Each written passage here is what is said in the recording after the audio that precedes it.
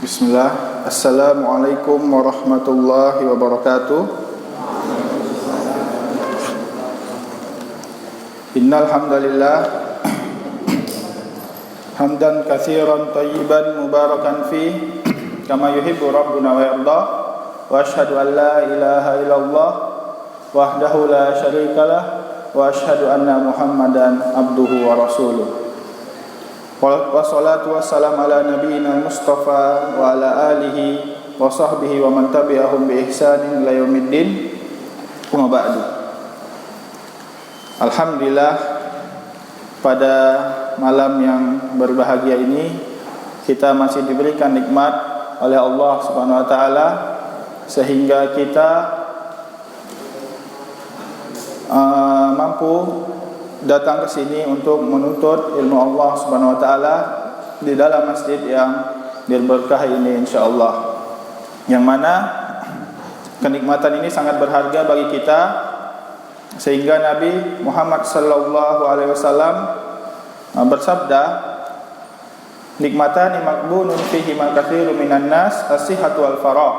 Dua nikmat yang paling banyak dilalaikan oleh manusia yaitu adalah nikmat sehat dan nikmat waktu luang. Tentu saja dua nikmat ini yang menjadikan kita menjadi sebab kita dapat berada di masjid ini. Apabila kita tidak diberi nikmat sehat dan nikmat waktu luang, kita tidak akan bisa hadir di sini. Itulah dia sebabnya, yaitu nikmat Allah Subhanahu wa taala. Kemudian kita lanjutkan pembahasan kita di dalam kitab Ushulus Salasah yang ditulis oleh Syekh Muhammad bin Abdul Wahhab. Kalau pada kesempatan kemarin kita telah membahas masalah yang pertama yang ditulis oleh Syekh Muhammad bin Abdul Wahhab, yaitu 4 masail. Yang pertama al-ilmu, kemudian ilmu yang mana ilmu itu adalah ma'rifatullah wa ma'rifatun nabi wa ma'rifatu dinil Islam bil adillah. Kemudian al-amalu bih, kemudian ad-da'watu ilaih, dan kemudian as-sabrun ala adaufi, yang mana 4 itu adalah kandungan atau inti dari surat Al-Asr ya. Kemudian Syekh juga membawakan perkataan Imam Syafi'i, kemudian Imam Bukhari rahimahumullah. Kemudian kita masuk ke dalam masalah yang kedua, yaitu yang ditulis Syekh Muhammad bin Abdul Wahhab di sini. Kita ulang kembali ya sambil murojaah. Ya, baca dulu dari siapa yang mau baca? Baca kitab. Fadhol. Nah, Ustaz. I'lam rahimakallah. Yang kedua, i'lam yang kedua. Ya.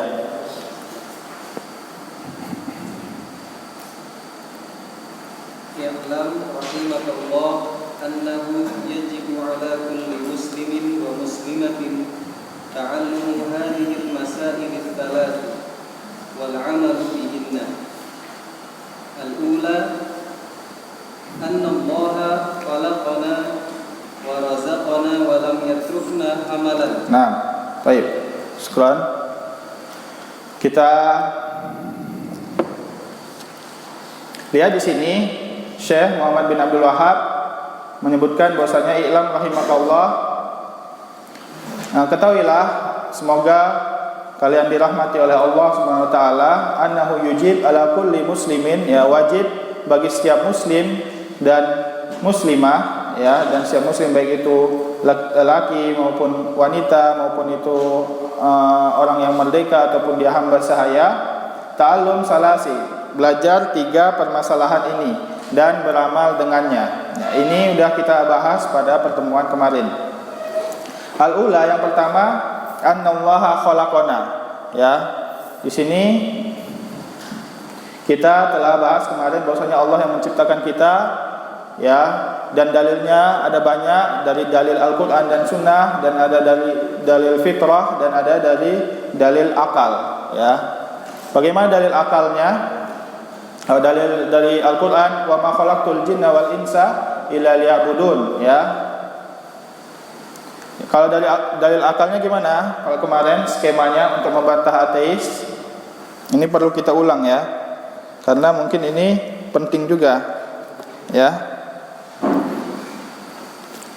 Jadi, ya, disebutkan di dalam Al-Quran bahwasanya Allah telah membantah orang yang mengatakan bahwasanya tidak ada pencipta, tidak ada Tuhan.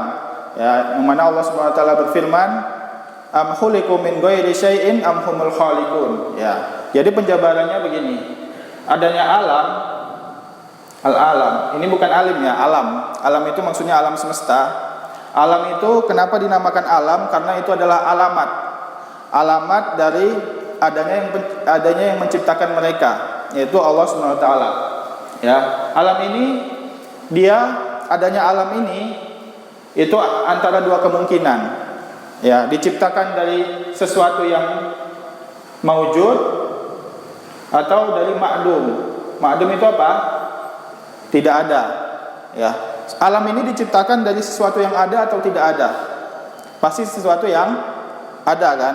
Gak mungkin alam ini diciptakan dari sesuatu yang tidak ada. Dia aja tidak ada, bagaimana dia mengadakan sesuatu? Ya. Jadi ini salah. Yang betul ini maujud. Nah, yang menciptakan ini itu nafsuhu atau khaliq ghairuhu. Yang menciptakan sesuatu yang menciptakan ini dia itu diri dia sendiri atau ada pencipta selain dia. Maka ini adalah arti dari firman Allah, am khuliqu min ghairi syai'in am humul khaliqun. Apakah mereka menciptakan diri mereka sendiri yang menciptakan mereka? Gitu maksudnya. Atau ada pencipta selain mereka? Yang mana yang benar? Pasti ada pencipta selain mereka. Jadi yang ini salah, yang ini benar. Nah, ketika sudah sampai di sini, pencipta itu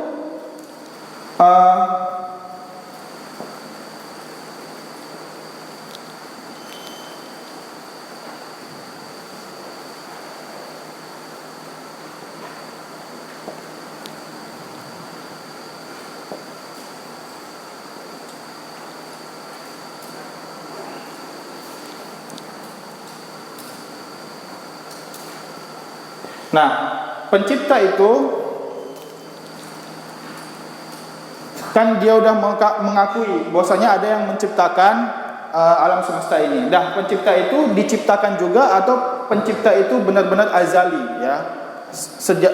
Telah ada dari zaman azali. Yang azali ini yang tidak ada awalnya. Nah, pasti mereka tidak akan meyakini bahwasanya pencipta itu diciptakan juga. Tidak mungkin seorang pencipta, tidak mungkin sesuatu yang menciptakan itu diciptakan juga. Maka ini salah. Yang betul adalah adanya pencipta, zat yang menciptakan alam semesta, yang mana dia telah ada dari zaman azali, ya, zaman yang tidak ada awalnya, yaitu adalah Allah Subhanahu wa taala. Nah, inilah dia tafsir atau penjelasan atau penjabaran dari firman Allah, am khuliqu min ghairi syai'in am humul khaliqun, ya, am khalaqus samawati wal ard bal la yuqinun. Mereka sendiri tidak yakin apakah mereka yang menciptakan dirinya sendiri. Itu dia. Ini skema ini Anda dapat dari Ustadz Firanda hafizahullah taala, ya, pada saat di SDI. Beliau menjelaskan tentang ayat tersebut. Kemudian kita lanjut. Anallaha khalaqana, ya, kemudian wa razaqana, ya, dan yang Allah telah menciptakan kita, kemudian Allah yang memberi rezeki kepada kita, ya. Rezeki ini termasuk rezeki itu adalah rezeki yang halal dan rezeki yang haram. Jadi ada rezeki yang haram karena Allah menciptakan segala yang ada di dunia ini, ya, dan ada yang haram. Misalkan itu dia bangkai atau babi atau anjing. Dan ada yang halal, seperti makanan yang halal. Nah, ketika seorang memakan makanan yang haram, itu dia diberi rezeki oleh Allah Subhanahu wa taala. Ya, misalnya seorang memakan babi, ya, itu adalah rezeki dari Allah Subhanahu wa taala untuk dia. Akan tapi dia berdosa. Ya, kenapa dia berdosa? Karena dia telah melanggar hukum Allah Subhanahu wa taala, karena Allah melarang, ya. Jadi ada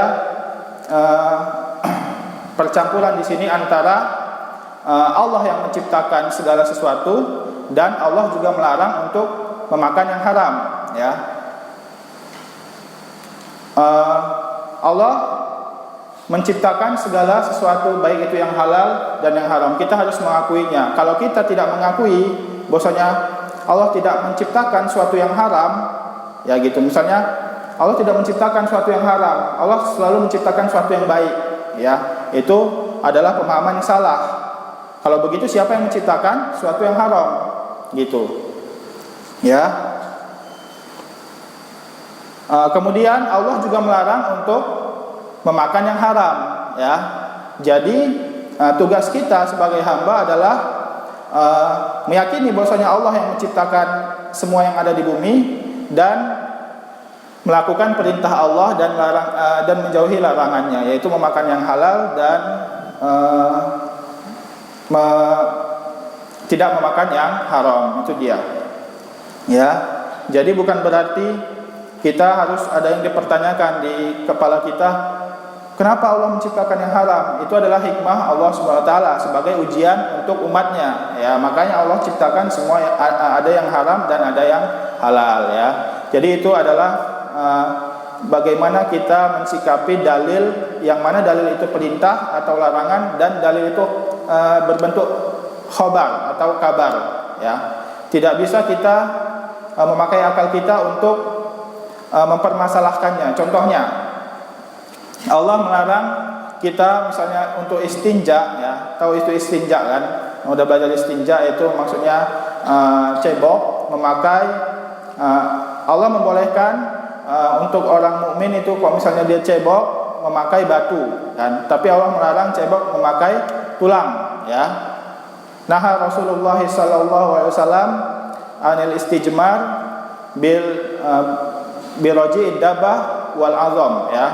Jadi Nabi Muhammad sallallahu alaihi wasallam melarang kita untuk cebok dengan kotoran binatang dan tulang. Ini pada saat keadaan di padang pasir, ya. Kalau kita mungkin sangat jarang, kan. Nah, tulang itu, kenapa disebutkan tulang? Karena di sebagian riwayat tulang itu adalah makanan dari saudara kita dari bangsa jin, ya.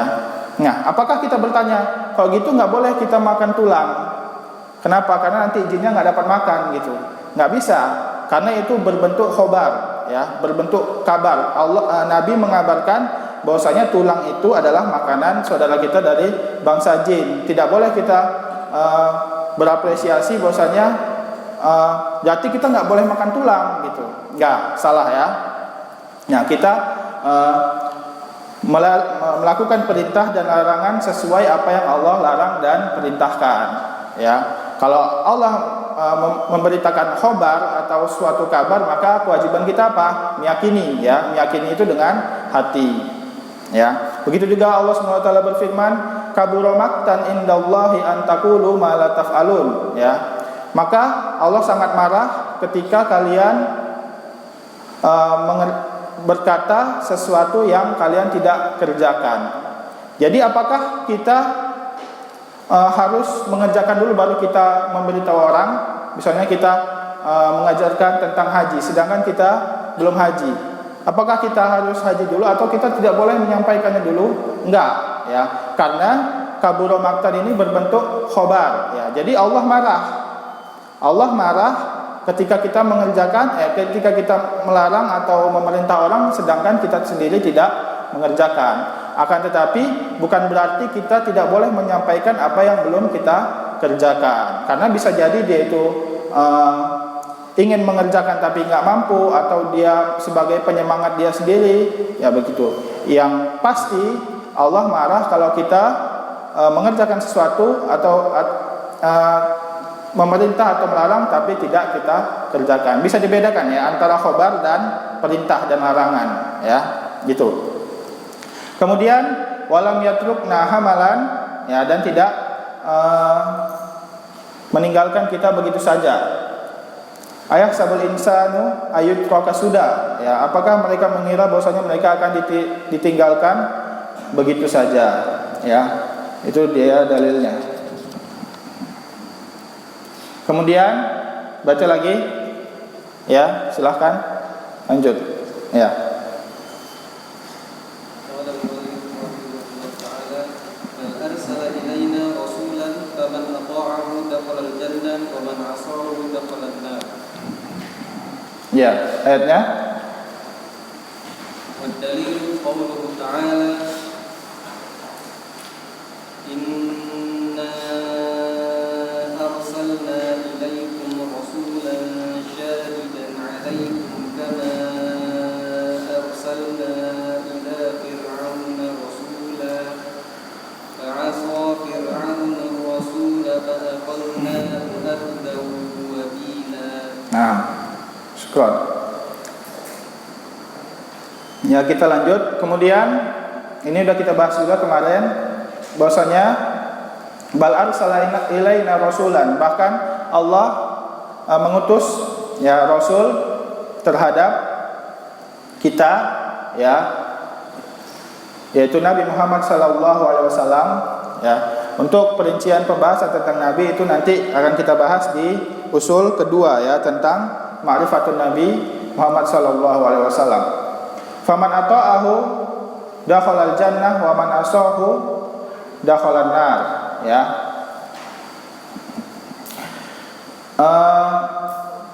Faman ata'ahu, barang siapa yang taat kepada Rasulullah, ya, di sini taat kepada Rasulullah, hunya ini kembali kepada Rasul, ya. Dakhalal jannah, akan masuk surga, dan barang siapa yang bermaksiat atau tidak mentaati beliau, maka dakhalan nar, akan masuk neraka, ya. Jadi di sini ada permasalahan takdir, ya. Bahwasanya Allah telah mencatat kita masuk surga atau masuk neraka itu sebelum diciptakan kita, kan, sebelum kita lahir dan sebelum diciptakan langit dan bumi, ya, di Lauh Mahfuz, ya, ketika diciptakan kolam, ya, ketika sahabat bertanya kepada Rasulullah tentang penciptaan langit dan bumi, maka Rasulullah bersabda, awwalu ma khalaqallah al-qalam, yang pertama kali diciptakan Allah adalah al-qalam, ya. Maka Allah memerintah kepada kolam ini, yaitu pena, uktub. Kemudian kolam bertanya, wa ma aktub, apa yang aku catat? Uktub al-kainu fis samawati wal ard, ya. Uktub, tulislah apa yang terjadi di langit dan bumi, ya. Nah, di sini kita ajalnya, bahwasanya kita nanti di dunia menjadi orang yang soleh atau menjadi orang yang yang zalim atau yang fasik, itu sudah ditakdirkan sebelum kita lahir. Akan tapi kita juga diberi diberi masyiah, ya, diberi kehendak oleh Allah Subhanahu wa taala, ya. Kita tinggal mengerjakan apa yang Allah perintahkan dan menjauhi apa yang dilarang, maka kita sesuai takdir kita sendiri, ya. Jadi sesuai kehendak kita, yang mana itu adalah apa yang Allah tetapkan bagi kita. Karena Nabi Muhammad SAW mengatakan bahwasanya sesungguhnya seorang hamba itu berada dengan prasangkanya, ya. Ketika dia terus menerus, ya, mengerjakan ketaatan dan menjauhi maksiat, ya, maka sesungguhnya dia akan dipermudah, ya, untuk selamat dari neraka Allah Subhanahu wa taala. Ya, ingat di sini bahwasanya kita diberikan masyiah, bukan berarti kita terpaksa, ya, terpaksa oleh takdir, enggak. Kalau itu nanti kita akan masuk ke dalam pemahaman Jabriyah, ya, yang mana takdir itu adalah paksaan, waliyadzubillah, ya. Jadi bagaimana kita memahami takdir ini, ya? Memahami takdir ini, ya, ini cuman perumpamaan, ya. Misalkan ada jalan, di sini ada jurang, di sini ada misalnya kebun yang indah, ya. Nah, kita di sini terserah kita mau kemana, bisa ke kanan, bisa ke kiri, ya, ke atas, ke bawah. Tapi kita ini, kehendak kita itu tidak keluar dari takdir Allah Subhanahu wa taala. Ini semua adalah takdir Allah, tapi kita di dalamnya punya kehendak untuk kemanapun. Paham, ya? Ini hanya untuk mempermudah kita memahami takdir. Karena permasalahan takdir ini termasuk permasalahan yang susah, ya. Banyak orang yang lengket subhat di permasalahan takdir ini, Ya. Jadi kita di dalam takdir Allah kita punya kehendak, akan tapi kita tidak akan pernah keluar dari takdir Allah Subhanahu wa taala. Tidak akan pernah keluar dari kehendak Allah Subhanahu wa taala. Karena Allah tidak akan memasukkan hambanya ke dalam neraka kecuali itu biadlihi, dengan keadilan Allah. Karena Allah adil, ya, maha adil. Pas Allah mempunyai hikmah kenapa memasukkan seorang hambanya itu ke dalam neraka, ya. Baik itu karena perbuatannya atau karena hikmah yang tidak kita ketahui, ya. Itu adalah keadilan Allah. Umpama kita punya uang, yang kita ada orang di depan kita, misalnya kita punya dua benda, yang satu kita kasih, yang satu nggak kita kasih. Berhak nggak? Yang satu itu yang nggak kita kasih itu dia marah? Nggak kan? Karena benda ini punya kita. Begitu juga Allah. Semua itu punya Allah. Surga punya Allah, neraka punya Allah. Kita semua adalah milik Allah. Jadi ketika Allah memasukkan hambanya ke neraka dan tidak memasukkan hamba yang ini ke surga, itu adalah hak Allah dan keadilan Allah. Gitu kita cara memahami takdir. Dan tidak ada yang dari seorang hamba yang masuk surga Allah Subhanahu wa taala kecuali karena fadlullah, ya, karena keutamaan Allah dan kasih sayang Allah. Karena Nabi Muhammad SAW bersabda, la yadkhulul jannah ahadukum bi amalihi. Tidak ada seorang pun yang masuk surga, ya, dari kalian kecuali dengan amalnya. Jadi dia tidak masuk surga dengan amal dia, walaupun dia banyak beribadah, ya. Kemudian para sahabat bertanya, wala anta ya Rasulullah, bukankah dan kamu juga wahai Rasulullah tidak masuk surga karena amalmu? Kemudian Rasulullah menjawab, wala ana, saya juga enggak, gitu. Illa yatagammadani Allahu bi rahmati minhu wa fadl. Kecuali Allah mengelilingiku atau meliputiku dengan kasih sayangnya dan keutamaan Allah. Jadi jangan pula kita karena kita udah banyak beramal kita menuntut surga, tidak, ya. Surga itu kita dapat karena kasih sayang Allah Subhanahu wa taala. Bagaimana mendatangkan kasih sayang Allah Subhanahu wa taala? Yaitu dengan mentaati perintah Allah Subhanahu wa taala. Ya. Kemudian kita masuk ke pembahasan baru. Ya, dalilnya ini kita telah bahas. Inna arsalna ilaikum rasulan syahidan alaikum kama arsalna ila fir'auna rasula fa asa fir'aunu rasula fa akhadnahu akhza wabila. Ya. Kemudian baca, ya. Yang lain siapa mau baca lagi? Qaidah asaniyah. Ya, Irsan.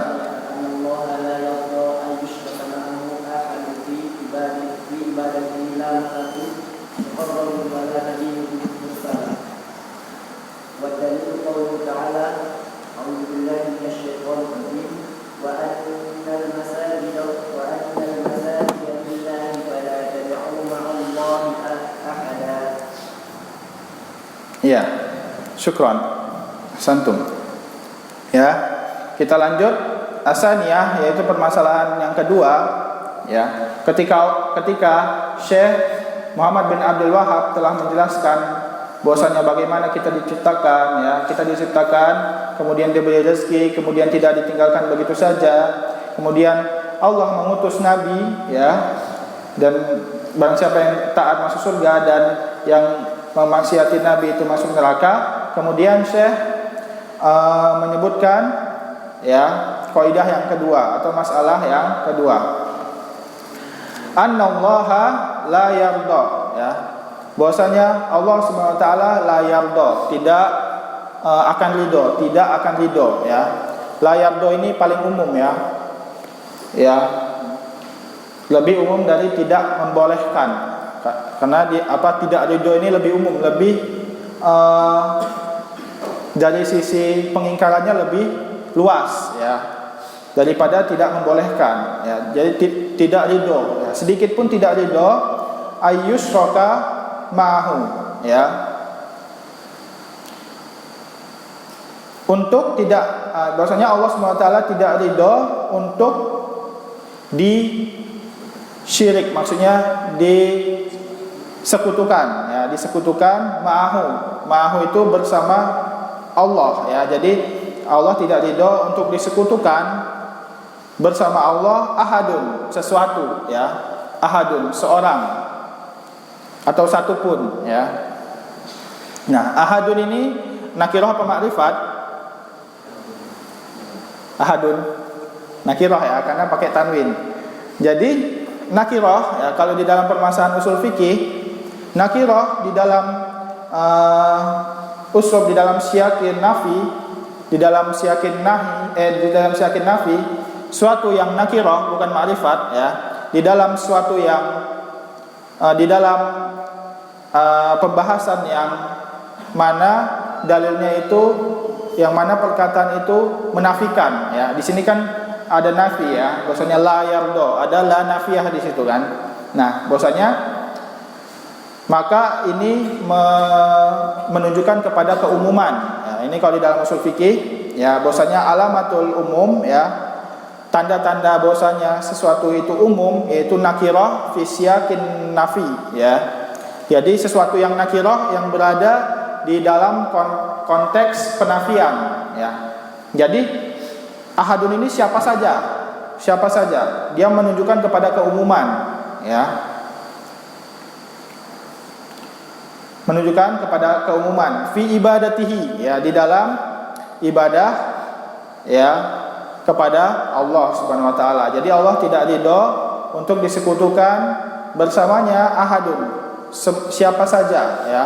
Baik itu nabi, baik itu orang-orang terdekat, baik itu malaikat, ya.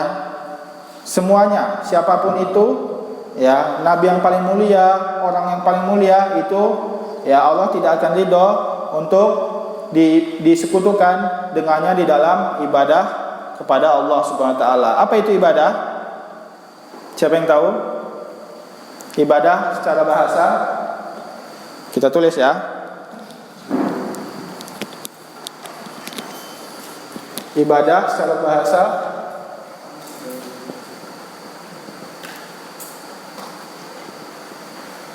lugatan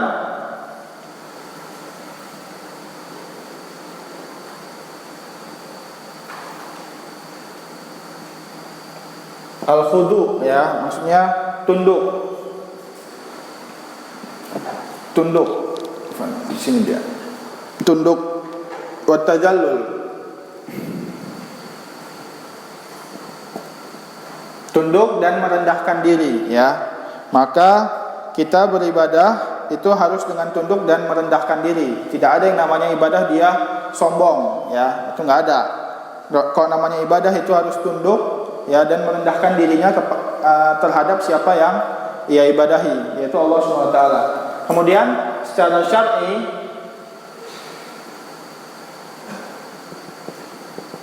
ya, seperti yang disebutkan Syekh Islam Ibn Taimiyah, apa?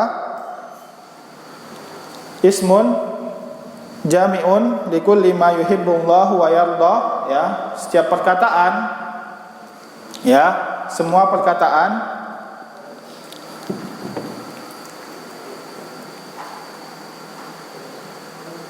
ismun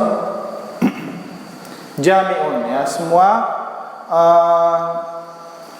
bukan semua perkataan, semua nama, ya, semua kata yang mencakup likulli, setiap apa, semua nama yang dicintai, likulli ma yuhibbullah,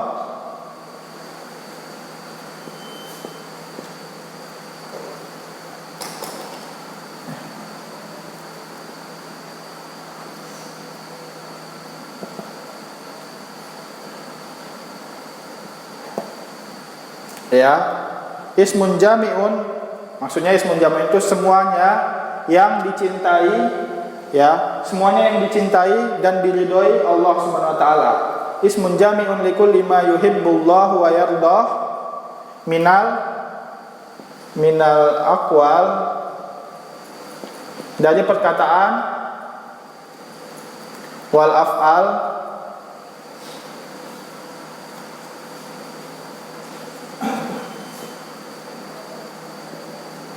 wal af'al, ya, dari perkataan dan perbuatan, ya. Pokoknya semua perkataan dan perbuatan yang dicintai Allah dan diridhoi Allah, itu namanya semuanya ibadah. Dari zikir, ya, dari amalan hati, ya, perbuatan hati, takut, semuanya, ya. Kemudian sholat, zakat, zikir, ya, perkataan misalnya zikir, kemudian takbir dan seterusnya. Zahirah wal batinah, ya.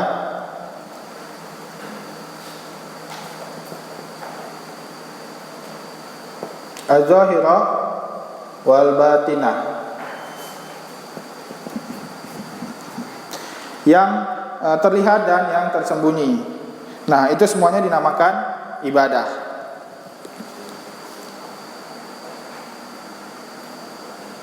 Ya, itu namanya ibadah. Jadi, ibadah itu adalah semua yang dicintai dan diridhoi Allah Subhanahu wa taala dari perkataan dan perbuatan, baik itu jelas dan tersembunyi. Maka, ya. Nah, ketika Allah tidak ridho jika ibadah ini disekutukan sesuatu dengan Allah, maka semua yang tercakup dalam kata ibadah ini dikit pun tidak boleh disekutukan kepada selain Allah Subhanahu wa taala, ya. Ketika dia tercakup di dalam kata ibadah ini, maka amalan itu tidak boleh disekutukan kepada selain Allah Subhanahu wa taala sedikit pun, ya.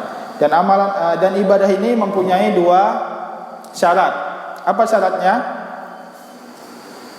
Syarat ibadah al-ikhlas wal mutaba'ah. Nah, santum, ya. Al-ikhlas yaitu ikhlas kepada Allah Subhanahu wa taala, hanya mengharap wajah Allah dan hanya menunjukkan ibadah itu kepada Allah Subhanahu wa taala, yang mana dalilnya adalah wa ma umiru illa liya'budullaha mukhlishina lahuddin, ya, dalam surat Al-Bayyinah. Kemudian al-mutaba'ah, ya, yaitu apa? Mengikuti. Mutaba'ah itu dari kata taba'a yutabi'u, artinya mengikuti, ya, yaitu mengikuti siapa? Mengikuti Rasulullah sallallahu alaihi wasallam, ya. Jadi ini syarat, ya. Kalau syarat itu hilang, maka dia tidak sah, ya. Ibadah itu tidak sah karena dia syarat, ya. Ketika ada orang yang mengikuti Nabi, misalnya dia sholatnya sesuai Nabi, tapi dia niatnya agar dilihat orang, ya, kok enggak niatnya untuk sholat ke siapa, ke Syekh Fulan, ya, maka itu enggak diterima. Begitu juga sebaliknya, ketika dia ikhlas akan tapi dia enggak ikuti Nabi, misalnya sholatnya ditambah-tambah, ya, maka itu juga tidak diterima. Karena dua ini adalah syarat yang harus menjadi, yang mana dia itu menjadi syarat untuk diterimanya ibadah, yaitu ikhlas dan mutaba'ah. Maka di sini adalah konsekuensi dari syahadat la ilaha illallah dan syahadat anna Muhammadar Rasulullah, ya. Ikhlas itu adalah konsekuensi dari syahadat la ilaha illallah. Ketika dia tidak ikhlas, ketika orang tidak ikhlas, maka syahadat la ilaha illallahnya itu rusak. Dan ketika orang tidak mutaba'ah, mengikuti Nabi Muhammad SAW, dalam artian dia melakukan bid'ah. Kalau bid'ah itu kan berarti nggak ngikutin, kan? Maka syahadat anna Muhammadar Rasulullahnya rusak, ya. Jadi dua ini adalah sayap untuk diterimanya ibadah, ya. Ketika dia tidak ikhlas, maka syahadat la ilaha illallahnya rusak, dan ketika dia tidak mengikuti Nabi, maka syahadat anna Muhammadar Rasulullahnya rusak, ya. Karena konsekuensi dari syahadat la ilaha illallah adalah ikhlas, dan konsekuensi dari syahadat anna Muhammadar Rasulullah adalah mutaba'ah, tidak bid'ah. Karena dia di situ meyakini bahwasanya Nabi, ya, adalah Rasulullah, ya, itu dia. Itu dia syaratnya ikhlas dan mutaba'ah. Kemudian rukunnya apa? Kalau syarat la ilaha illallah kan ada 8 kemarin, kan? Kalau syarat ibadah apa? Tadi kan al-ikhlas dan mutaba'ah. Kalau rukunnya apa? Rukunnya ada 3, yaitu mahabbah, ya, rukun ibadah, ya, rukun ibadah, mahabbah, ya, yaitu cinta. Kemudian al-khauf, khauf itu apa? Takut. Kemudian ar-raja. Raja itu mengharap, ya, mengharap. Jadi tiga ini juga harus ada ketika seseorang melakukan ibadah kepada Allah Subhanahu wa taala. Ketika hilang salah satunya, maka ibadahnya tidak diterima oleh Allah Subhanahu wa taala. Ketika dia tidak cinta, ketika dia beribadah tapi dia tidak cinta, ya, kepada Allah dan kepada ibadah itu, ya, maka itu tidak diterima, jelas. Dan atau dia beribadah tapi dia tidak takut kepada Allah, ya, waliyadzubillah, maka itu jelas juga tidak diterima. Dan yang terakhir, kalau misalnya dia beribadah dia tidak mengharap, ya, jadi ibadah dia nggak mengharap, ya, nggak ada pengharapan di dalamnya, tidak ada pengharapan untuk mendapat wajah Allah, tidak ada pengharapan untuk mendapat pahala, ya, maka itu tidak diterima ibadahnya, karena itu adalah rukun, ya. Rukun atau syarat ketika dia hilang dari suatu yang disyaratkan itu, ya, maka yang disyaratkan itu tidak akan diterima, ya. Sebagaimana ibadah, sebagaimana sholat, la tusamma sholat illa bitoharah, ya kan? Karena sholat tidak akan disebut sholat kecuali dia dengan toharah, harus wudhu dulu, atau kalau misalnya nggak ada air harus tayamum dulu, ya. Itu tidak akan diterima sholatnya kalau dia nggak ada wudhu dan nggak ada tayamum. Begitu juga tauhid, ya. Begitu juga ibadah tidak akan diterima kecuali tanpa syaratnya, yaitu tauhid atau mutaba'ah. Ya, jadi dua-duanya ya harus diikuti juga. Kemudian rukunnya juga yang 3 itu dia, ya.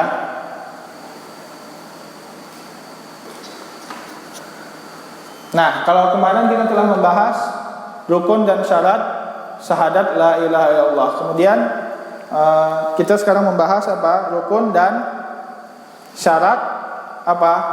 Anna Muhammadar Rasulullah. Siapa yang tahu?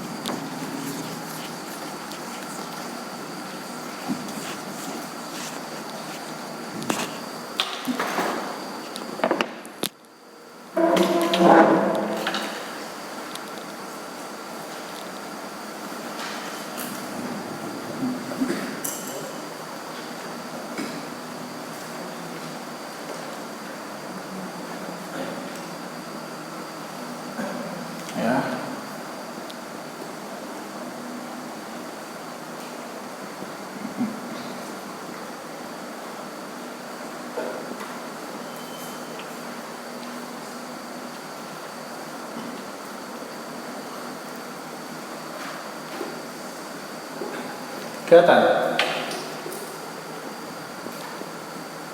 Ya. Ini syahadat Allah ilaha illallah dan ini syahadat anna Muhammadar Rasulullah. Kalau kemarin ini rukunnya 2 ya, an-nafi wal isbat, dan syaratnya ada 8. Nah, di sini ibadah. Ibadah ini konsekuensinya apa? Ikhlas. Kalau ini konsekuensinya mutaba'ah, ya. Nah, maka 2 ini adalah syarat, ya. Syarat diterimanya ibadah, ya. Kalau dia nggak mutaba'ah berarti rusak syahadat anna Muhammad Rasulullah. Kalau misalnya dia tidak ikhlas berarti rusak syahadat la ilaha illallahnya. Nah, kemudian syahadat anna Muhammad Rasulullah ini mempunyai syarat juga, syarat dan rukun, ya. Ada rukun dan syarat. Rukunnya 2, sama seperti la ilaha illallah 2 juga kan. Kalau ini isbat wa nafi, kalau anna Muhammad Rasulullah apa? Nah, rukunnya ya.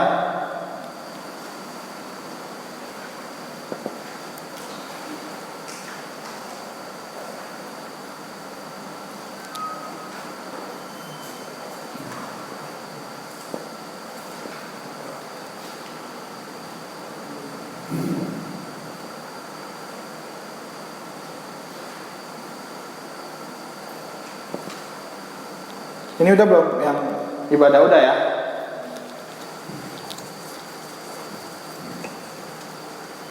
Nah, rukun yang pertama i'tiraf bi risalatihi, ya, mengakui kerasulan Nabi Muhammad SAW, itu rukunnya, ya. Jadi dia kalau bersyahadat anna Muhammad Rasulullah, maka dia harus mengakui apa? Rukunnya, yaitu mengakui bahwasanya Nabi Muhammad adalah rasul, ya. Nabi Muhammad adalah rasul terakhir, ya. Itu dia rukunnya. Yang kedua,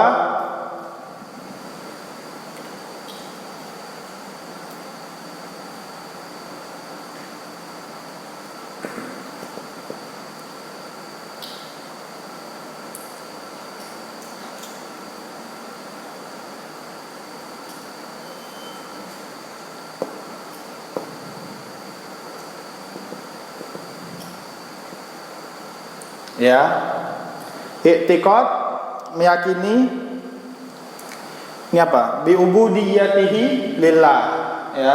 Jadi meyakini tentang ubudiyah Nabi Muhammad kepada Allah. Jadi Nabi Muhammad juga seorang hamba, ya, yang harus berubudiyah kepada Allah, yang harus beribadah.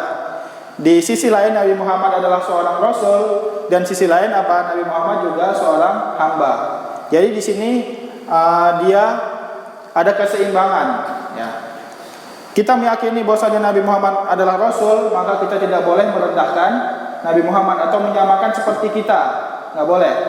Akan tapi ada sisi yang kedua, kita juga harus meyakini bahwasanya Nabi Muhammad adalah seorang hamba yang beribadah kepada Allah juga. Jadi tidak boleh mengagungkannya sampai gulu, ya. Karena Nabi Muhammad juga seorang hamba. Karena Nabi Muhammad tidak seorang malaikat dan tidak selainnya, ya. Karena Nabi Muhammad diutus dari kalangan manusia juga, ya. Itu dia. Jadi ada keseimbangan di antara dua rukun ini, ya.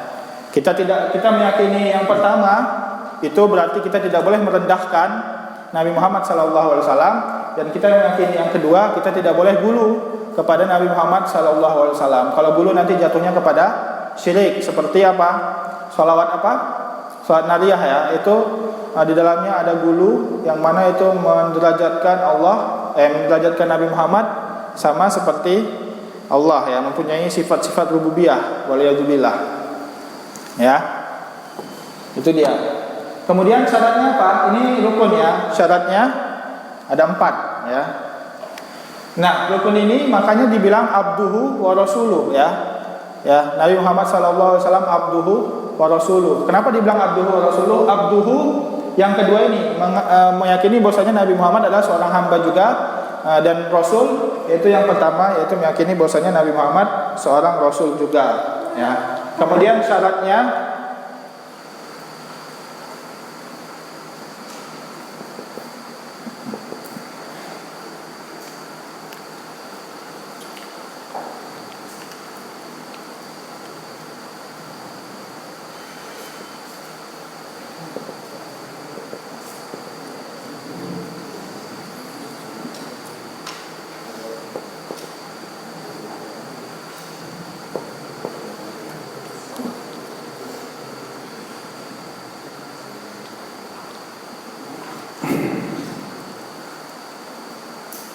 ini kelihatan nggak? Nggak kecil kan?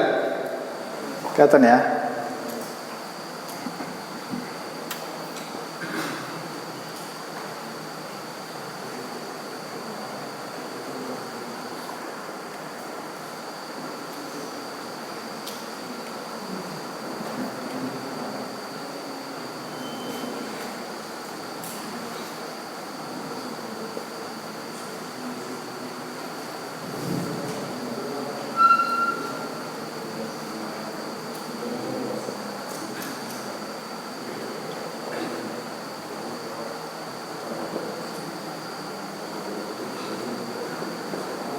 Yang paling bawah kelihatan, ya? Ya. Nah, kalau syaratnya ada 4. Rukunnya ada 2 dan syaratnya ada 4. Ya, di sini syaratnya ada 4. Yang pertama, tasdiquhu fi ma akhbar, ya. Tasdiq itu apa? Membenarkan tentang apa yang dikhabarkan Nabi Muhammad SAW. Jadi semua kabar Nabi Muhammad SAW, ya, khabar tentang azab kubur, khabar tentang alam barzakh, khabar tentang hari akhirat, khabar tentang malaikat, ya, semuanya harus diyakini, ya. Itu adalah syarat, adalah syarat kita meyakini, ya, atau kita bersyahadat anna Muhammadar Rasulullah, ya. Tidak boleh kalau Nabi mengabarkan sesuatu kita nggak percaya, itu nggak boleh, itu langsung batal syahadat anna Muhammadar Rasulullahnya, ya. Kemudian tasdiquhu, udah ya, ta'atuhu fima amar, mentaati Nabi Muhammad SAW tentang apa yang diperintah, ya. Kalau tadi meyakini apa yang dikhabarkan, kalau ini mentaati apa yang diperintah. Jadi kewajiban kita kalau mendengar suatu kabar dari Allah dan Rasulnya itu harus dibenarkan atau diyakini, yaitu amalan hati, ya. Tidak ada amalan setelahnya, cuma diyakini aja, ya. Kalau kita menghadapi khobar, ya, khobar dari Allah dan Rasulnya. Berbeda kalau kita mendengar perintah atau larangan dari Allah dan Rasulnya, maka kita harus mentaati, ya. Maka ketika mendengar khobar kita harus meyakini, tidak ada amalan. Ketika kita mendengar perintah dan larangan kita harus mentaati, baru situ amalan, ya. Baik itu menjauhi larangan atau mengerjakan perintah. Ta'atuhu fima amar. Makanya ini adalah kandungan yang disebutkan di masalah pertama, ya. Faman ata'ahu dakhalal jannah wa man asahu dakhalan nar. Kemudian ijtinabu ma naha, ya, menjauhi apa yang dilarang, ya. Kalau tadi tentang perintah, ya, ta'atuhu fima amar. Kemudian ini ijtinabu ma naha, yaitu menjauhi apa yang dilarang. Ijtinabu ma naha, menjauhi apa yang dilarang, itu syarat yang ketiga. Dan syarat yang terakhir, yang keempat, la na'budallah illa bima syara'a, ya. Tidaklah kita menyembah Allah kecuali dengan apa yang disyariatkan Nabi Muhammad SAW. Maka kalau orang yang menyeleweng di dalam syarat yang keempat ini, maka dia jatuhnya kepada bid'ah, karena dia menyembah Allah dengan apa yang tidak disyariatkan Nabi Muhammad SAW. Gitu dia. Ya, jadi tidak kita menyembah Allah kecuali dengan apa yang telah Nabi Muhammad SAW syariatkan. Karena semua, ya, syariat itu yang di dalam agama Islam, syariat itu telah lengkap, ya, dari semua aspek.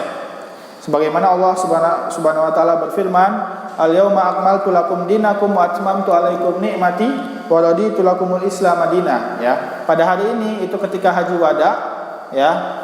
Pada hari ini maka telah, ya, disempurnakan atau Allah sempurnakan agamamu, ya. Maksudnya agama Islam. Ya, ketika agama telah sempurna maka syariat telah lengkap. Maka pada saat turun ayat itu, maka semua orang dari kalangan sahabat bergembira. Kenapa mereka bergembira? Karena syariat telah lengkap, ya. Islam juga telah menang, ya, telah lengkap dan telah menang, telah Fathul Makkah, ya.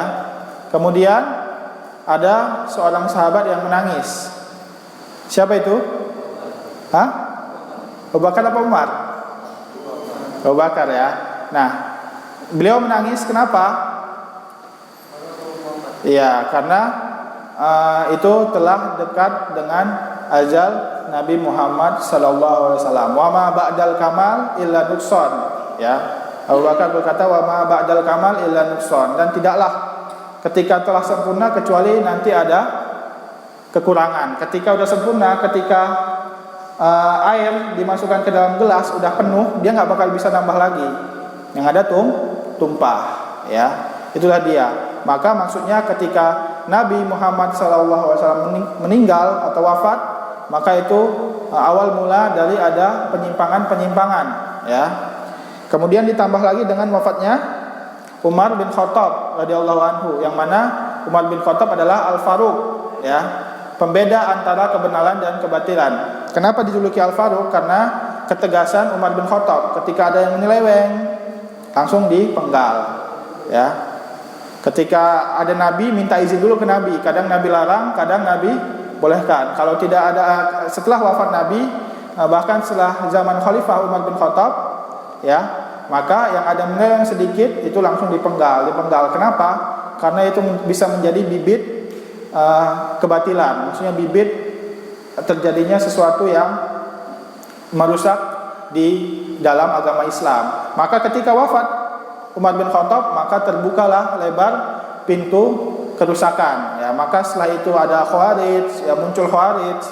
Ketika sebelum wafat Umar bin Khattab, Khawarij hanya bibit-bibitnya saja, nggak berani menampakkan diri. Ya, ketika setelah meninggal di zaman Utsman, maka muncul Khawarij, kemudian Qadariyah, Jabriyah dan seterusnya. Ya, itulah dia Umar bin Khattab radhiyallahu anhu. Ya, bagaimana tadi? Sampai ini ya. Syarat yang keempat. Ya, karena Nabi telah menjelaskan semua. Ya, sebagaimana Salman Al Farisi ketika ditanya seorang Yahudi, ya, alamakum nabiyukum kulla syai' hatta al-qiraah? Apakah Nabi kalian telah mengajarkan semuanya sampai ada buang hajat pun telah diajarkan oleh Nabi Muhammad? Maka Salman Al Farisi berkata, bala. Tentu saja, ya. Nah, di sini menunjukkan bahwasanya semua amalan atau syariat telah dijelaskan. Sebagaimana Nabi Muhammad SAW juga bersabda, taraktukum alal bayda lailuha kanahariha la yazigu anha ila halik. Ya. Saya meninggalkan kalian, maksudnya Nabi Muhammad wafat, yaitu meninggalkan kalian di dunia, maksudnya telah wafat, ya. Itu di atas terang benderang, ya, syariat yang telah jelas, yang telah terang benderang. Bahkan malamnya seperti siangnya, saking terangnya. Itu adalah perumpamaan Nabi Muhammad SAW. Ya, la yazigu anha illa halik. Tidak ada yang ragu di dalamnya kecuali dia akan celaka. Itu dia, ya, agama Islam telah sempurna.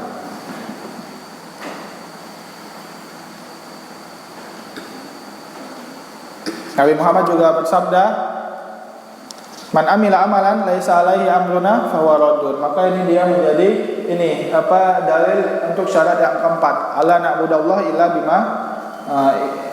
bima syara'a. Ya. Itu tadi ibadah, ya, pembahasan ibadah. Sudah tahu kan syaratnya? Nanti kalau ada tanya jawab, kalau misalnya tanya, ya, harus tahu tentang syarat syahadat, ya, syahadat la ilaha illallah, syahadat Muhammad Rasulullah, rukunnya, syaratnya, syarat ibadah, rukun ibadah dan dalil-dalilnya. Kemudian la malakun muqarrabun wala nabiyyun mursal, ya. La malakun muqarrabun wala nabiyyun mursal. Udah tulis ini? Udah, ya.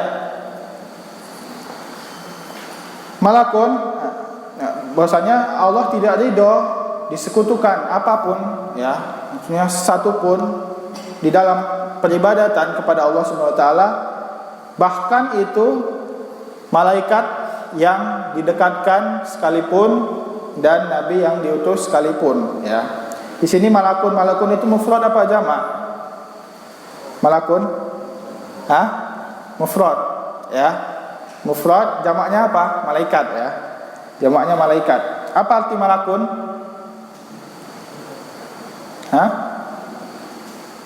Malakun itu, ya, bukan raja. Raja itu malikun.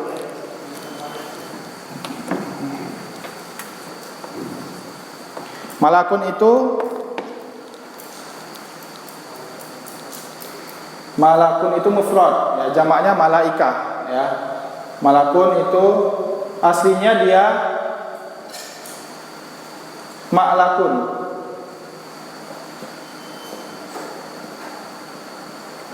Ya, aslinya ma'lakun. Tapi hamzah ini dihilangin untuk memudahkan orang menyebutkannya. Kenapa ma'lakun? Bahkan aslinya itu mal'akun. Jadi hamzahnya ini, ya, jadi bahasa Arab begitu. Untuk memudahkan orang menyebutkannya kadang diganti-ganti hurufnya.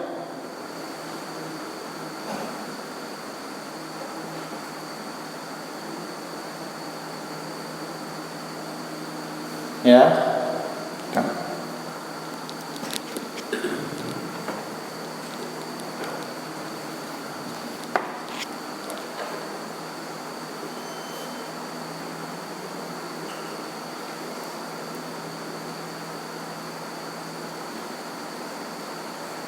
Ya, malakun, ya. Karena sebenarnya malaikah ini dari kata alukah. Alaka ya'luku, ya. Maka ada website yang namanya Al-Alukah. Ya, Al-Alukah itu artinya ubudiyah, ya, peribadatan. Nah, kenapa dibilang itu? Nah, malaikat itu dia wazan dari maf'alunnya. Jadi malakun karena orang Arab susah, jadi dibalik hamzahnya diduankan, kemudian hamzahnya dihilangkan jadi malakun, yang artinya yang beribadah, ya, karena mereka itu adalah hamba yang beribadah kepada Allah Subhanahu wa taala, ya. Itu dia bukan artinya raja, ya. Nah, jadi malaikat ini adalah zat atau hamba Allah yang diciptakan dari cahaya, yang mana mereka tidak mempunyai hawa nafsu dan keinginan untuk membangkang kepada Allah Subhanahu wa taala. Makanya disebutkan di dalam ayat wa ma khalaqtul jinna wal insa, ya, hanya manusia dan jin saja, tidak ada malaikat. Kenapa? Karena manusia dan jin itu mempunyai kecenderungan atau peluang untuk membangkang kepada Allah, akan tapi malaikat tidak, ya. Malaikat mengerjakan apa yang diperintah, ya, oleh Allah Subhanahu wa taala, termasuk diwakilkan untuk menurunkan wahyu seperti malaikat Jibril, diwakilkan untuk mengatur hujan seperti malaikat Mikail, ya. Kemudian diwakilkan untuk meniup sangkakala seperti Israfil, bahkan ada yang diperintah untuk memikul arus Allah Subhanahu wa taala, ya. Itu mereka bukan artinya membantu Allah Subhanahu wa taala, enggak. Karena Allah tidak perlu dibantu, ya. Itu rububiyah, itu kekuatan semuanya adalah milik Allah Subhanahu wa taala. Akan tapi mereka itu hanya diwakilkan, yaitu mereka adalah bentuk peribadatan mereka kepada Allah. Sampai mereka ketika diperintah untuk sujud kepada Adam, bukan berarti mereka beribadah kepada Adam, ya. Akan tapi mereka diperintah. Nah, mereka mau sujud itu karena melakukan perintah Allah, yang mana itu adalah ibadah kepada Allah Subhanahu wa taala. Bukan artinya mereka membangkang, artinya mereka menyembah Adam, tidak. Dan yang membangkang pada saat itu adalah iblis, ya. Iblis itu dari kalangan jin, ya, yang mana sebelumnya dia itu, ya, dikatakan dia itu sangat soleh. Akan tapi ketika dia sombong, ya, maka dia tidak mau sujud, ya. Di situ dia tidak mau sujud karena dua sebab. Yang pertama dia hasad kepada Adam, ya. Nah, karena hasad itu dia membangkang kepada perintah Allah Subhanahu wa taala. Yang kedua dia memakai logika, ya. Dia memakai logika untuk menolak perintah Allah Subhanahu wa taala. Yang mana di dalam ayat disebutkan khalaqtani min nari wa khalaqtahu min tin, ya. Jadi kamu menciptakanku dari api, sedangkan kamu menciptakan Adam dari tanah. Jadi iblis ini memakai logikanya. Dia mengkiaskan diri dia yang diciptakan oleh api, unsur api, dan dikiaskan dibandingkan dengan unsur Adam yang mana itu dari tanah. Dan menurut pemahaman dia, logika dia, bahwasanya api itu lebih mulia daripada tanah. Maka dengan itu dia menolak perintah Allah. Berdasarkan logika, dia menolak perintah Allah SWT. Itu adalah bahayanya bagaimana kita apabila ada seseorang yang menuhankan logika, yang mana dia menentang dalil berdasarkan logika. Itu dia adalah orang-orang dari jaringan Islam liberal, ya, yang mana dia membebaskan logikanya di dalam agama Allah SWT. Tidak bisa, ya. Itu dia. Karena logika ketika dibebaskan, ya, dan menentang dalil, maka itu menjadi sebab kerusakan di dalamnya. Kemudian muqarrab, kenapa disebut muqarrab? Karena mereka yang dekat ya dengan Allah SWT, karena mereka adalah penduduk langit, ya. Kalau kita manusia penduduk bumi. Dan maka sedikit pun ya dari kalangan malaikat yang paling mulia, yaitu malaikat Jibril, malaikat yang paling mulia dari bangsa malaikat, dari kalangan malaikat, itu tidak berhak diibadahi, tidak berhak disekutukan sedikit pun di dalam peribadatan kepada Allah SWT, ya. Wala nabiyyun mursal, ya. Dan begitu juga ya manusia yang paling mulia, yaitu Nabi Muhammad SAW dan nabi-nabi selainnya. Ini nabi, ya, karena dia diberikan khobar, ya. Maka kemarin telah kita singgung juga bahwasanya Nabi Muhammad dijadikan nabi ketika turun surat Al-Alaq, ya, Iqra bismi rabbikal ladzi khalaq. Itu dikabarkan, tidak ada perintah di dalamnya, cuman khobar. Maka dijadikan nabi karena nabi adalah orang yang dikhabarkan kepada Allah Subhanahu wa taala, ya. Amma yatasaalun anin nabail azim, tentang kabar atau berita yang sangat besar, ya. Nah, kemudian mursal itu yang diutus, yang diutus, maka di situ ada perintah. Maka Nabi Muhammad tidak mendakwah sebelum dijadikan rasul, ya. Ketika turun surat Al-Alaq, Nabi Muhammad tidak mendakwah dulu, ya, sampai turun surat Al-Mudaththir setelahnya, ya. Maka di situ Nabi Muhammad menjadi rasul, ya, karena di situ ada perintah, ya ayyuhal mudaththir qum fa'anzir wa rabbaka fakabbir wa siyabaka fatahhir wa rujza fahjur, ya. Nah, di situ disuruh menghancurkan berhala. Nah, maka di situ Nabi Muhammad berdakwah, ya, baik itu sir maupun jahar.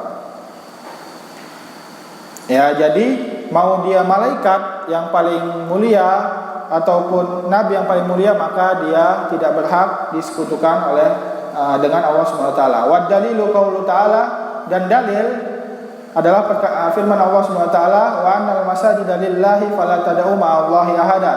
Wa annal masajida, dan sesungguhnya masajid, ya. Ini harusnya sinnya ada alifnya, tapi karena ini uslubul Quran, tulisan Quran, maka ya alifnya diganti dengan fathah yang berdiri, maksudnya panjang, sama aja artinya. Masajid, ya. Masajid itu jamak dari masjid, ya. Masjid itu ada dua arti. Yang tempat untuk sujud, maksudnya seperti kita ini tempat untuk beribadah. Ada juga yang artinya alat untuk sujud, yaitu a'dha'us sujud, ya, 7 anggota sujud seperti tangan, ya, dahi, lutut, kaki, ya.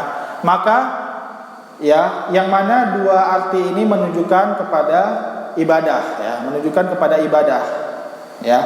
Bahwasanya ibadah itu, ya, hanya untuk Allah Subhanahu wa taala, ya. Bahkan masjid-masjid tidak boleh dibangun untuk selain Allah, ya, untuk kuburan, untuk apa selainnya. Masjid-masjid itu hanya dibangun untuk di dalamnya untuk dilakukan apa? Untuk dilakukan di dalamnya peribadatan kepada Allah Subhanahu wa taala. Begitu juga doa sujud tidak boleh dipakai untuk sujud kepada selain Allah, akan tapi dipakai untuk sujud kepada Allah Subhanahu wa taala. Lillahi, hanya untuk Allah, ya. Fala tad'u, ya, maka janganlah kalian berdoa, ya. Doa di sini mencakup ibadah, ya. Doa ini adalah khusus, tapi dia maksudnya adalah umum, ya. Doa ini, ya, karena banyak, ya, lebih banyak orang bersyirik dengan bentuk berdoa, ya, yang mana dia berdoa kepada selain Allah, meminta kepada selain Allah, itu dia. Maka disebutkan sini doa karena sangat banyak peristiwa, ya, kesyirikan dengan berdoa. Dan doa ini juga umum, ya, bisa mencakup semua ibadah termasuk sholat dan selainnya. Ma'allahi ahada, ya. Maka di sini disebutkan ahadan. Ahadan ini nakirah, kan?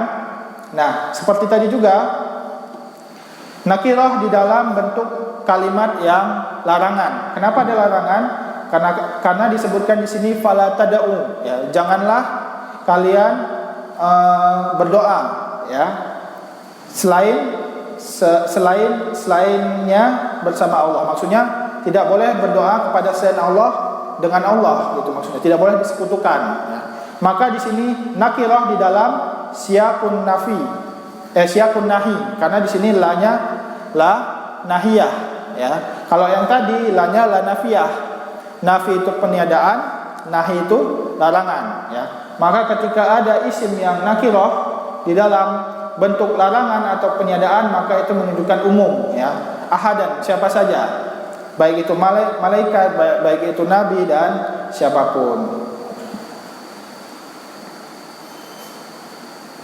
Ya, itu dia masalah kedua. Kita lanjut ya. Ya, kita lanjut masalah yang ketiga. Baca, semua baca.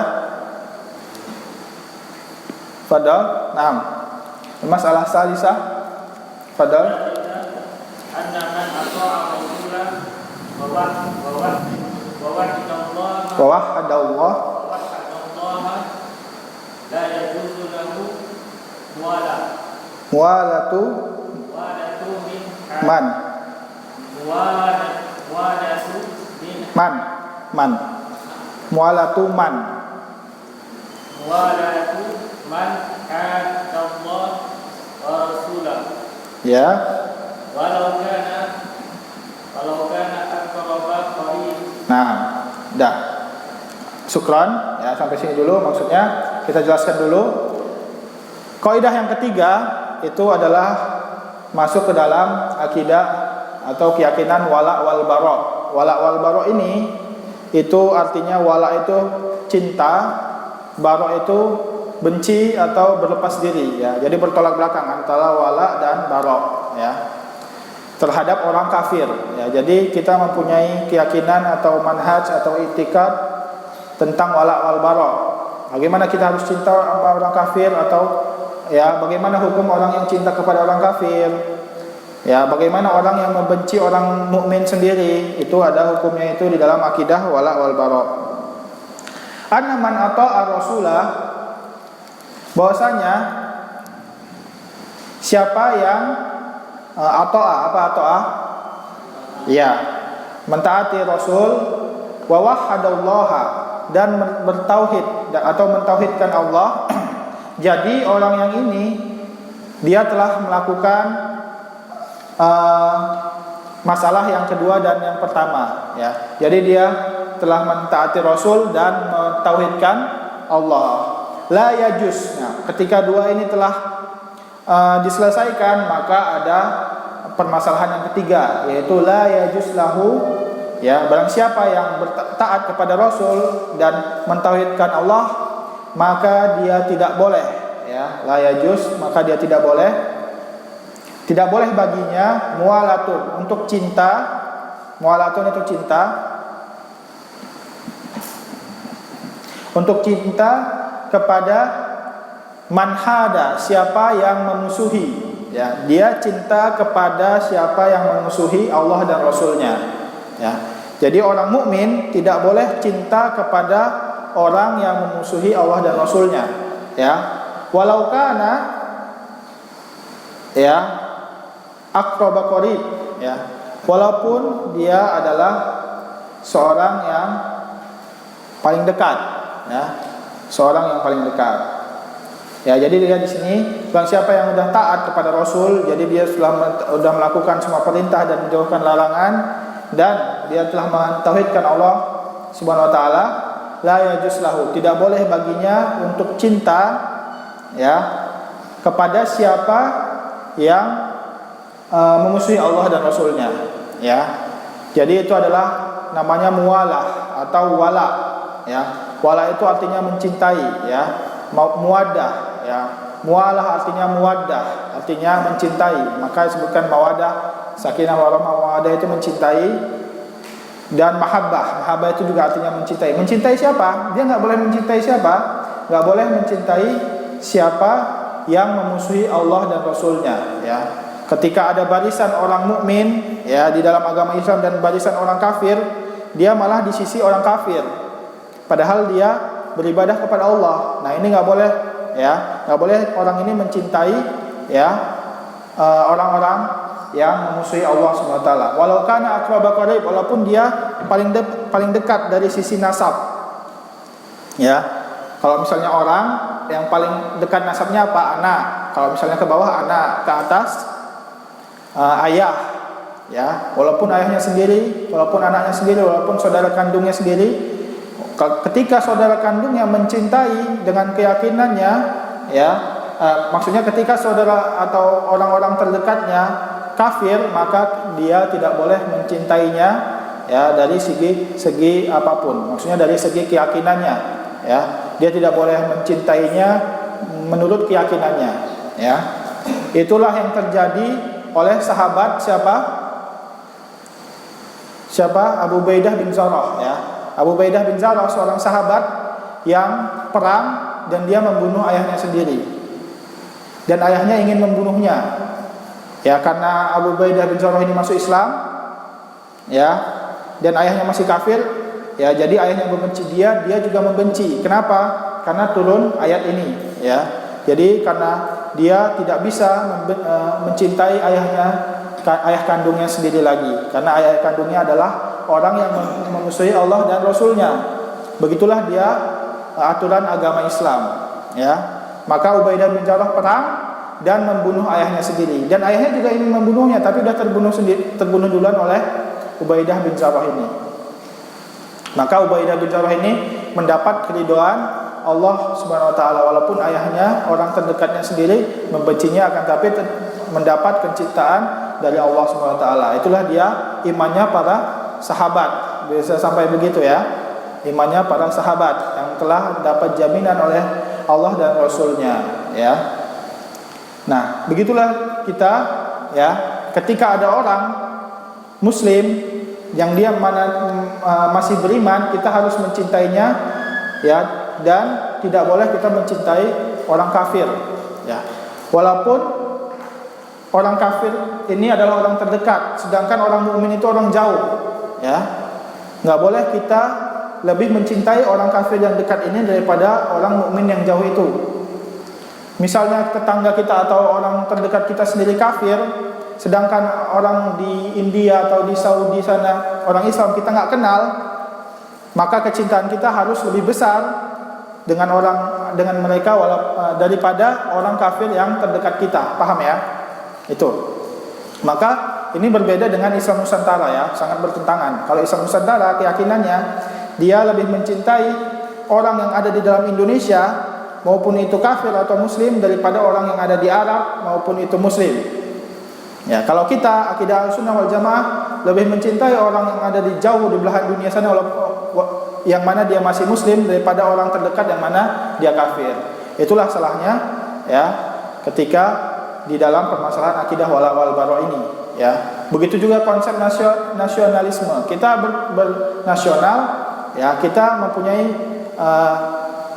kita harus ada sifat nasionalis, tapi tidak boleh berlebihan dan tidak boleh melanggar hukum Allah Subhanahu wa taala, ya. Ya, yang mana kita mencintai negara sekedarnya saja, ya, sebagaimana orang Arab juga dulu mencintai Mekah, ya. Ketika mereka ingin hijrah sangat berat, ya. Akan tapi tidak boleh melanggar sampai kita terus membela negara kita walaupun negaranya salah, ya, walaupun itu bertentangan dengan Islam, tidak boleh, ya. Tidak boleh. Jadi kita tetap harus, ya, membenci siapapun yang mana itu ketika dia berada di luar agama, ya, karena itu adalah fondasi, ya, keislaman, ya, bihablillah, ya. Jadi dengan tali Islam, bukan tali nasionalisme, ya, itu dia. Tetapi apakah boleh mempunyai sifat nasionalisme? Boleh, akan tapi tidak boleh berlebihan sampai keluar dari usul-usul akidah Ahlussunnah wal Jamaah, ya. Apakah boleh hormat kepada bendera? Boleh, karena di situ tidak ada unsur ruku dan tidak ada unsur sujud, ya. Begitu sebagaimana para sahabat ketika mereka mempertahankan bendera mereka ketika perang, ya, sampai ada di perang Mu'tah itu yang dipotong tangannya, ya, yang mana mereka itu sebab mempertahankan bendera, karena bendera adalah simbol kehormatan, ya. Nah, ketika tidak ada unsur kesyirikan di situ, maka tidak mengapa, ya. Berbeda kalau kita harus ruku, nah itu baru ada unsur kesyirikan, ya. Itulah dia yang ketika Ustadz Firanda juga pada saat di kelas itu ditanyakan tentang hormat kepada bendera, karena asalkan kita tidak ada keyakinan untuk berlebihan terhadap bendera ini, ya. Itu dia. Nah, sampai mana tadi? Ya. Baca dalilnya. Siapa? Ya, tafadhol. والدليل قوله تعالى أعوذ بالله من الشيطان الرجيم لا تجد قوما يؤمنون بالله واليوم الآخر يوادون من حاد الله ورسوله ولو كانوا آباءهم أو أبناءهم أو إخوانهم أو عشيرتهم أولئك كتب في قلوبهم الإيمان وأيدهم بروح منه ويدخلهم جنات تجري من تحتها الأنهار خالدين فيها رضي الله عنهم ورضوا عنه أولئك حزب الله ألا إن حزب الله هم المفلحون. Nah, ahsantum barakallahu fiik. Ya. Kita lanjut dalilnya. Dan dalil tentang akidah wala wal bara ini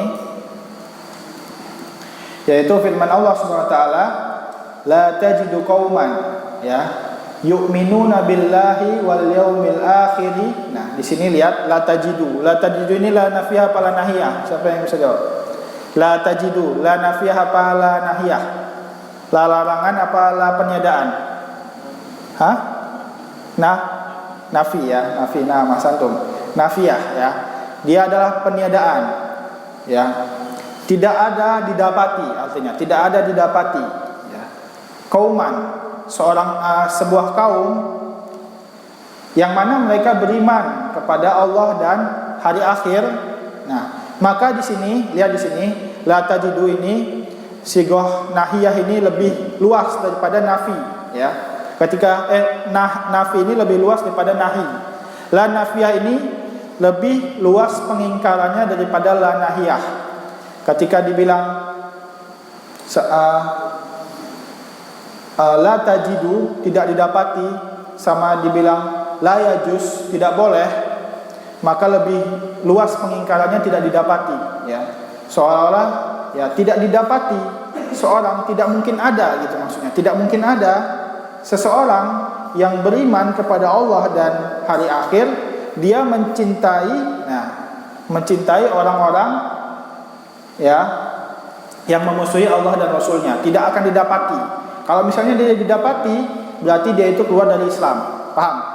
Jadi konteksnya tidak akan didapati sebuah kaum yang beriman kepada Allah dan Rasul dan hari akhir, dia mencintai orang yang membenci Allah dan Rasulnya. Tidak didapati. Kalau kita mendapati dengan mata kita sendiri, dia mengklaim dirinya beriman akan tapi dia mencintai orang kafir, maka sesungguhnya dia tidak beriman, karena Allah mengatakan di sini tidak akan didapati. Ya, paham ya? Itu dia. Yuaduna, dia mencintai orang yang memusuhi Allah dan Rasulnya. Walau kanu, ya, walaupun mereka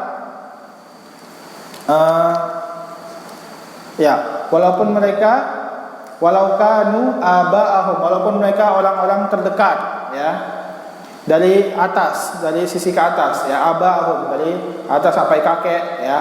Aba di sini jamak, maksudnya ayah, kakek, buyut, apalagi setelahnya itu kan ke atas.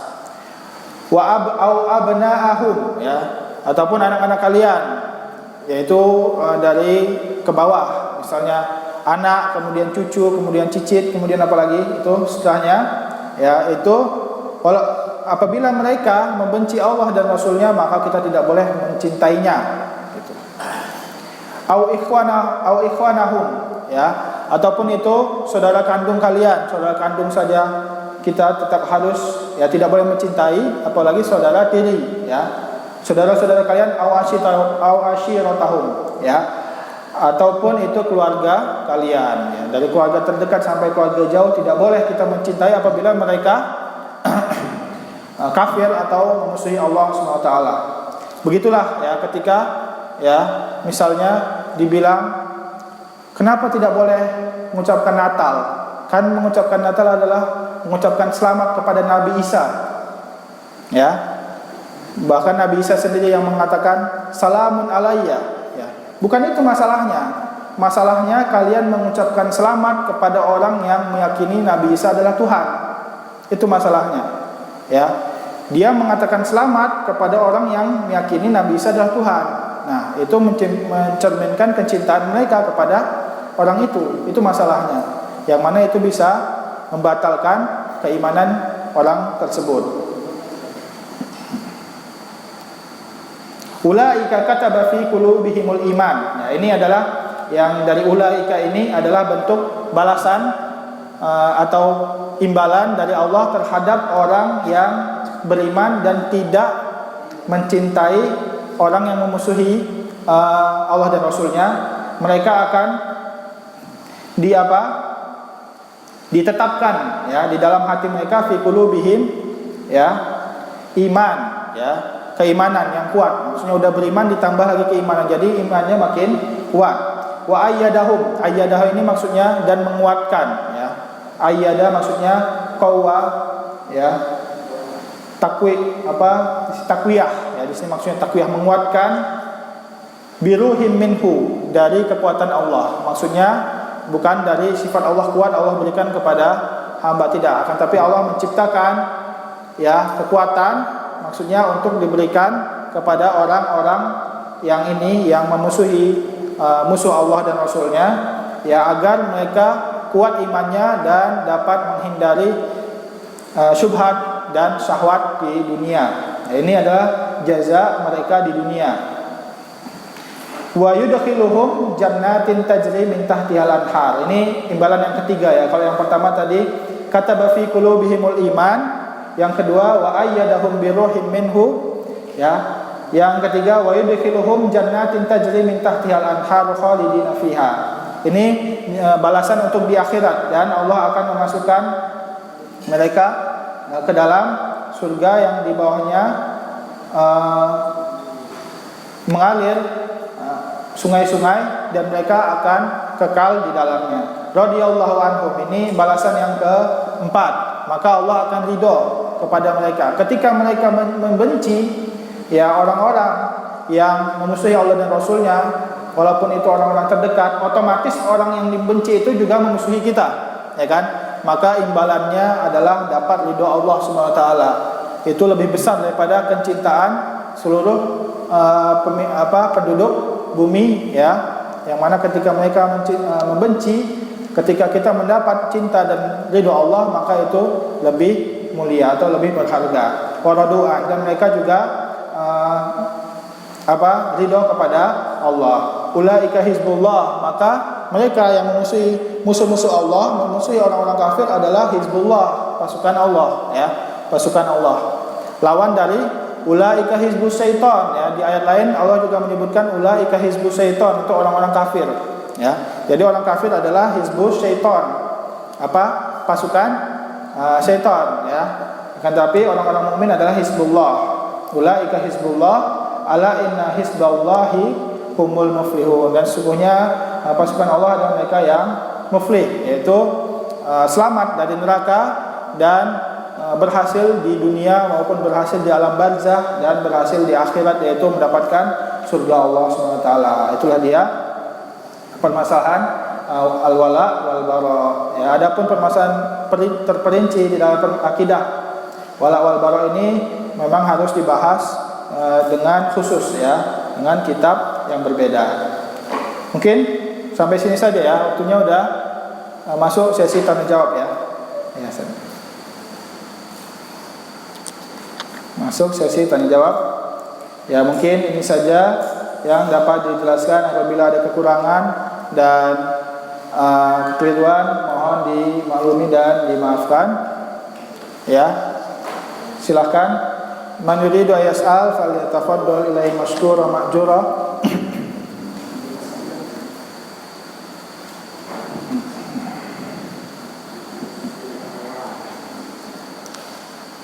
Sebenarnya ada lagi pembahasan tentang wala wal bara ini, tentang bagaimana sikap kita terhadap orang kafir yang ada di sekitar kita dan orang-orang ahlul bid'ah. Itu nanti mungkin akan kita jelaskan pada pertemuan minggu depan, karena ini ada beberapa poin-poin, ada 9 tentang bagaimana toleransi kita yang seharusnya terhadap orang-orang kafir, orang-orang ahlul bid'ah.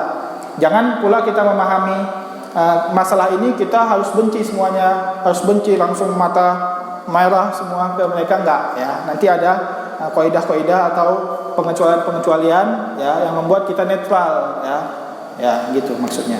Tapi ini akan dijelaskan minggu depan, karena kalau sekarang mungkin enggak cukup untuk tanya jawab ya. Ya, silahkan siapa yang mau bertanya?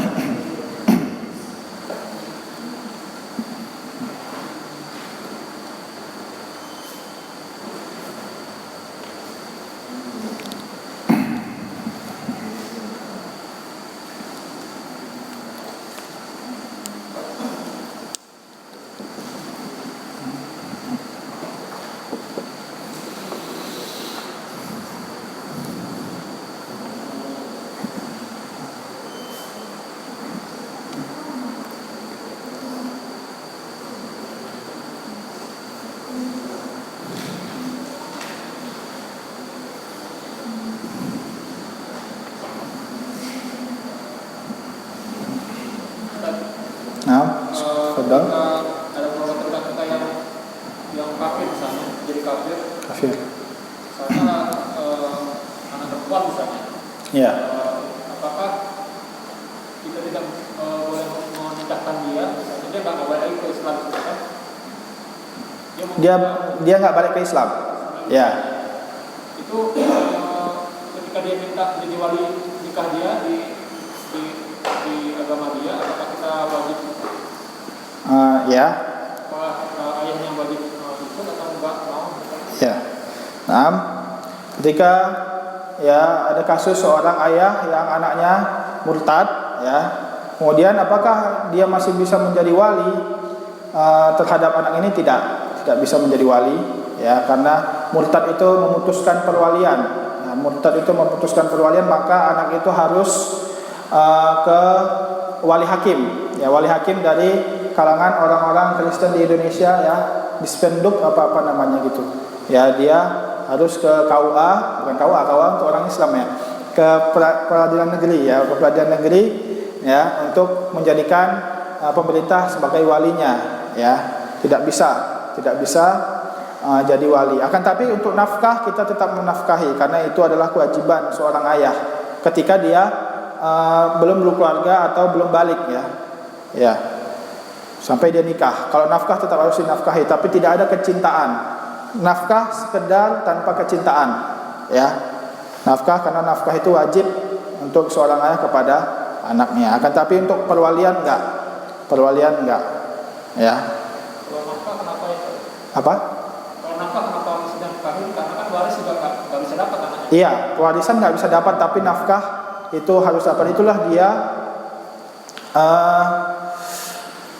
maslahat yang diambil oleh Islam, karena Islam itu rahmatan lil alamin. Ketika dia tidak kita nafkahin, dia tidak ada nafkah, ya, dan dia masuknya kafir zimni, ya, dia masuknya kafir zimni yang tidak boleh dilukai, karena dia juga perempuan, ya. Ketika dia cuma sendiri dan berada di negara Islam, dia namanya kafir zimni, ya, yang mana Islam itu adalah agama yang rahmatan lil alamin, ya. Tidak, kita memberi nafkah bukan berarti kita mencintai orang kafir. Itu hanya memberikan kewajiban kita sebagai seorang ayah dari segi biologis, ya, untuk menafkahi anaknya sampai anaknya menikah, ya. Bukan berarti kita mencintai, karena kalau dia tidak ada yang nafkahi, dia akan kelaparan, mati, ya. Tidak boleh kayak gitu, karena dia adalah kafir zimni, bukan kafir perang. Bahkan ketika perang kita nggak boleh membunuhi perempuan, ya. Ketika perang, dalam keadaan perang, prajurit Islam itu tidak boleh membunuhi orang perempuan, membunuhi pedagang, ya, membunuhi orang-orang medis, membunuhi orang-orang yang lagi beribadah di gereja, nggak boleh. Dia hanya membunuh tentara orang kafir. apalagi kafir dhimmi, apalagi anak sendiri, apalagi perempuan ya. Jadi bukan artinya mencintai, akan tapi memberikan nafkah secara biologis, itu dia. Kalau warisan memang batal, terputus, karena itu ada dalilnya dari ayat waris, dan menafkahi juga ada dalilnya di surat An-Nisa ya, tentang menafkahi orang yang anak yang telah keluar dari Islam. Nah, itu yang mungkin yang dapat Anda jawab, Pak. Ya. Fadol, siapa lagi?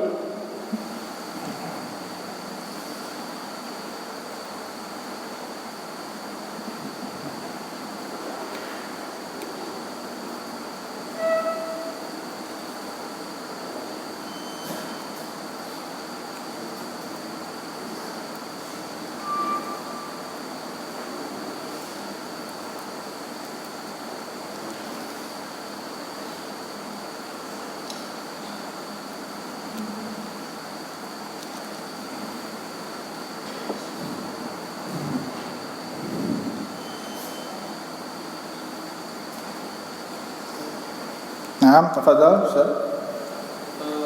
Mahabbah, rojak, dan khauf ini Ustaz. Gimana? Mahabbah? Rojak. Raja dan khauf. Ya, rukun ibadah.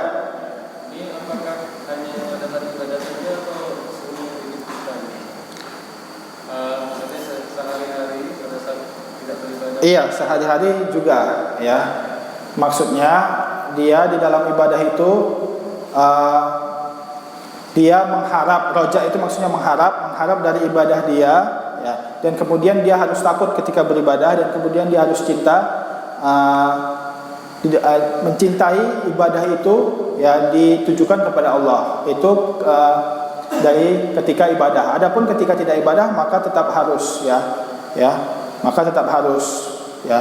Itu bukan masuknya ke dalam syarat ibadah, tetapi ke dalam syarat la ilaha illallah ya. Masuk ke dalam syarat la ilaha illallah, karena dalam syarat la ilaha illallah ada mahabbah, khauf ya, dan roja. Roja masuk di situ ya. Masuk di dalam khauf, mahabbah itu ya. Kan tapi ibadah itu menjadi rukun khusus, yaitu tiga itu menjadi rukun khusus agar diterima ibadah. Akan tapi kalau enggak di luar ibadah maka tetap harus khauf kepada Allah, mahabbah kepada Allah, dan roja di dalam setiap nafas kita, karena itu menjadi syarat kita berada di dalam Islam, yaitu syarat syahadat la ilaha illallah ya. Ketika telah batal syaratnya maka keluar dari Islam. Ketika dia tidak takut kepada Allah, dia tidak cinta, dan dia tidak mengharap lagi kepada Allah ya. Karena syahadat itu bagaikan takbir di dalam sholat ya. Takbir adalah pembuka. Ketika orang langsung dia mulai sholat tapi nggak takbiratul ihram, langsung kayak gini, itu dia sama saja nggak diterima sholatnya, karena dia belum masuk ke dalam sholat. Begitu juga orang yang tidak syahadat, walaupun dia sholat, dia mengerjakan amal ibadah, tapi dia tidak akan diterima karena dia belum syahadat. Begitu juga ketika dia telah syahadat, akan tapi rukun-rukunnya tidak dikerjakan, maka syahadatnya batal dan dia balik keluar dari Islam. Itu dia. Sekarang ada lagi yang ingin ditanyakan?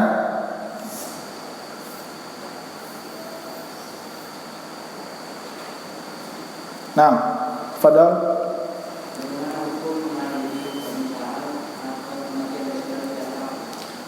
Pernikahan atau kematian saudara yang kafir, ya.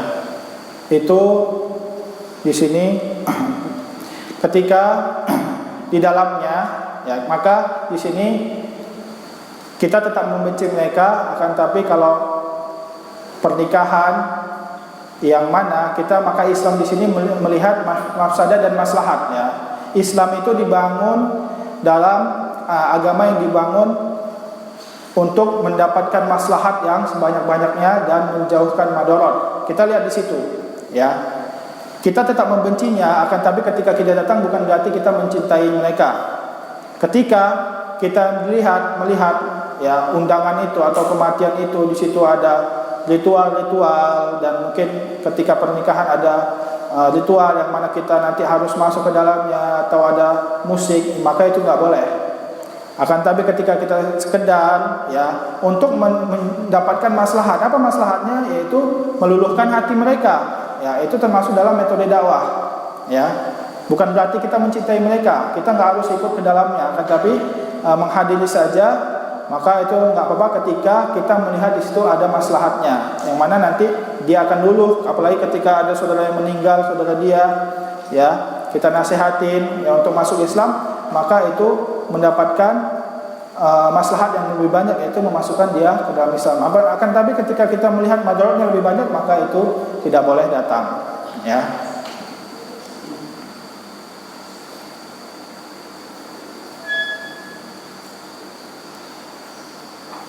Ya, karena nanti di dalam kaidah yang akan kita sebutkan pada minggu depan juga tidak mengapa untuk ya menjawab dakwah ya, panggilan mereka, ya. Tidak apa-apa. Ya, ketika di situ ada maslahat yang lebih besar. Akan tapi ketika kita melihat madarat, ya, ketika kita melihat orang ini hanya benci saja kepada kita, ya, maka kalau kita datang dia tidak akan luluh hatinya, maka itu tidak usah, ya, tidak boleh datang, ya, karena Islam itu melihat agama yang melihat maslahat, ya, ya. Bukan berarti kita datang ke dalam undangan mereka itu berarti kita mencintai mereka, tidak, ya. Ya, mungkin itu saya dapat dijawab. Mungkin untuk dalilnya insyaallah ana bawa pada pertemuan minggu depan, ya. Dalil, ya, bahwasanya boleh atau tidak kita datang ya ke dalam yang panggilan-panggilan, ya, atau undangan-undangan orang-orang kafir yang mana itu saudara, ya. Kalau misalnya saudara maka itu tidak ada maslahatnya, ya. Kecuali kalau kita melihat maslahat yang lebih besar.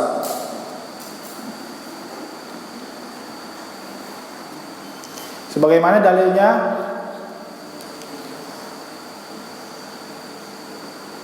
la yanhakumullahu 'anil ladzina lam yuqatilukum fid dini wa lam yukhrijukum min diyarihim an tabarruhum wa tuqsitu ilaihim innallaha yuhibbul muqsitin. Dan Allah tidak melarang, ya. La yanhakumullahu 'anil ladzina lam yuqatilukum fid din, ya. Dan Allah tidak melarang terhadap orang-orang yang tidak memerangi kalian, yang maksudnya kafir zimmi, ya, atau kafir muahad. Wa yukhrijukum min diyarikum, ya, dan tidak mengeluarkan kalian dari negara kalian, maksudnya tidak menegakkan bendera perang, antabaruhum, untuk kalian berbuat baik kepada mereka, ya.